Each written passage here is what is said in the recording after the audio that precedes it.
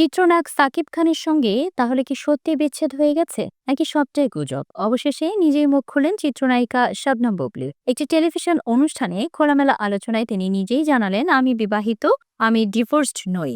এই এক বাক্যেই নতুন করে আলোচনার ঝড় উঠেছে সোশ্যাল মিডিয়ায়। অনুষ্ঠানের সঞ্চালক সরাসরি প্রশ্ন করেন, তিনি কি আবার মা হতে যাচ্ছেন? কিন্তু বুবলী সরাসরি হ্যাঁ বা না কিছুই বলেননি, বরং ব্যক্তিগত স্বাধীনতার প্রসঙ্গ তুলে ধরেন। তার ভাষায়, দর্শকদের নানা ধরনের পারসেপশন থাকতেই পারে।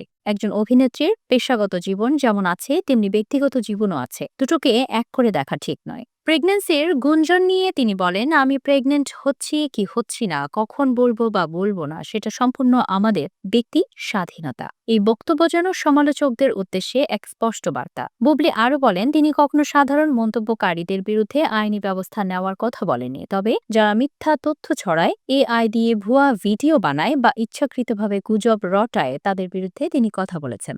তার মতে এই ধরনের অপপ্রচার সমাজে নেতিবাচক প্রভাব ফেলছে। ব্যক্তি জীবন নিয়ে মন গড়া গল্প তৈরি করাকে তিনি দুঃখজনক বলে মন্তব্য করেন। সিনেমা নিয়ে সমালোচনা অবশ্যই গ্রহণযোগ্য, কিন্তু ব্যক্তিগত জীবন নিয়ে অযথা চাপ তৈরি ঠিক নয় বলেই মত তার। উল্লেখ্য, ২০১৮ সালের ২০ জুলাই সাকিব খানের সঙ্গে বিবাহ বন্ধনে আবদ্ধ হওয়ার কথা জানান বুবলী। ২০২০ সালের ২১ মার্চ তাদের ঘরে জন্ম নেয় পুত্র সন্তান শেহজাদ খান বীর। এরপর থেকে এই দম্পতিকে ঘিরে বিচ্ছেদের গুঞ্জন ছড়ায়, কিন্তু বুবলীর সাম্প্রতিক বক্তব্য নতুন করে তৈরি করেছে রহস্য। তাহলে কি সম্পর্ক এখনো টিকে আছে নাকি অন্য কোনো গল্প লুকিয়ে আছে?